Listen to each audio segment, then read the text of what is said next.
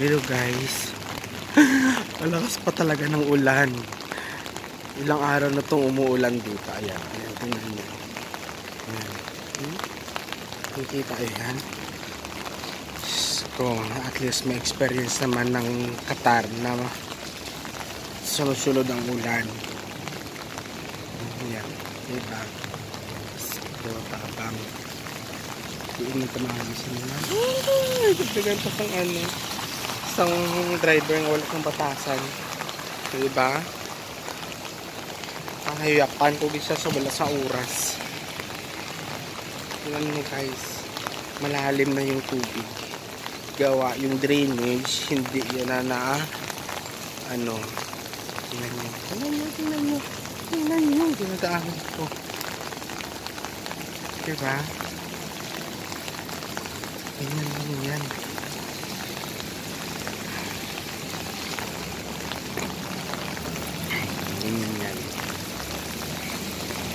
Yan guys, tingnan nyo kung gaano kalakas mula pa to itong isang araw.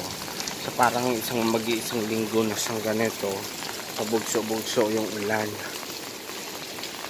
Actually naman maayos naman yung pagkakatingnan nyo. Diba?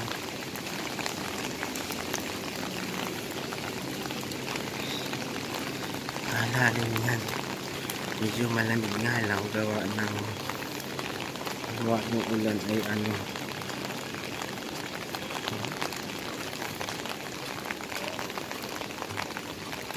Papunta ko ngayon sa aking kung saan yung aking service ang nag-aabang. Yan, may mga drainage na yun sila kaya medyo hindi masyadong malaking tubig.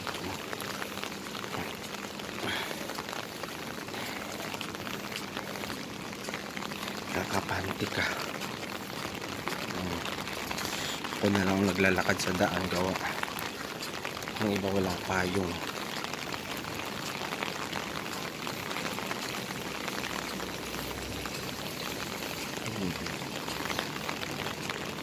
Alam nyo naman tayo mga Pilipino.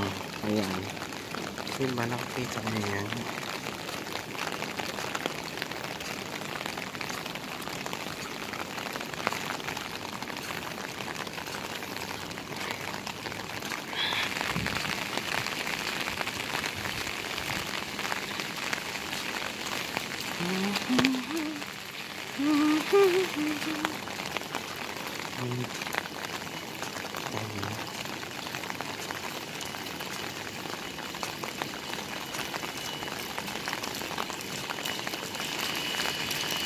Kasi tayo makabayaron puro sila.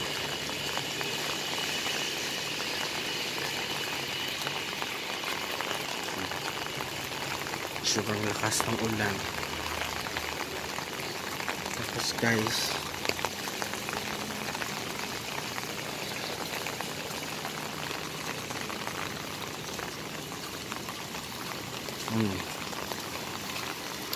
dahil siguro nag-over ano na yan. Saan ba galing yun? Super lalim na yung water.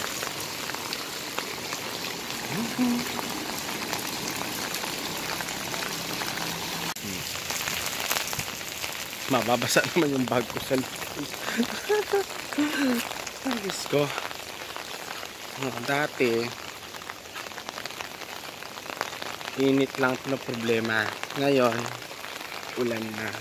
Pero first time to nangyari na sunod-sunod na walang tigil yung ulan. Siguro sa mga karatig naming katulad ng Saudi o siguro bumabaha na doon. Gawa hindi masyado yung hindi maganda yung drainage system ng Kuwait at ng Saudi. Dito naman sa Qatar ay ito yung una nilang project. Talaga inintindi nila yung yung drainage system ng Qatar.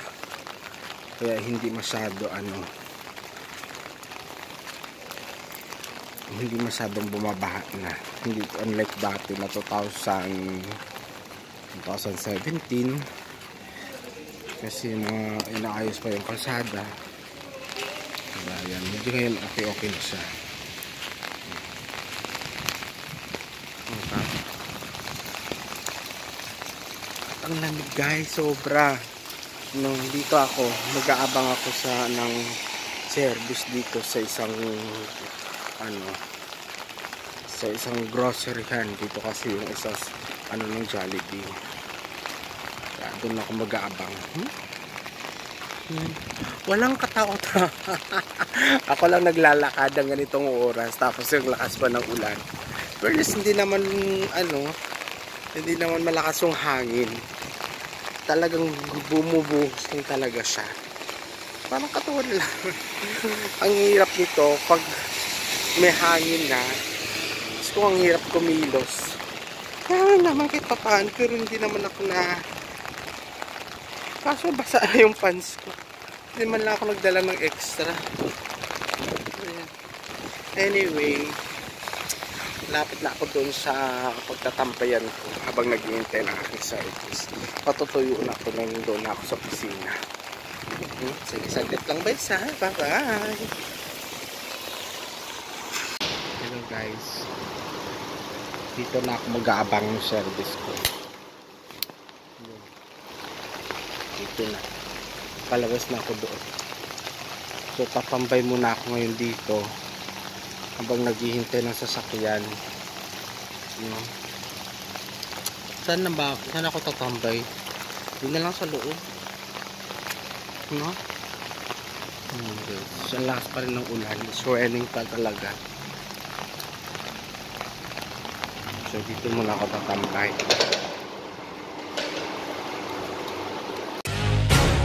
Let's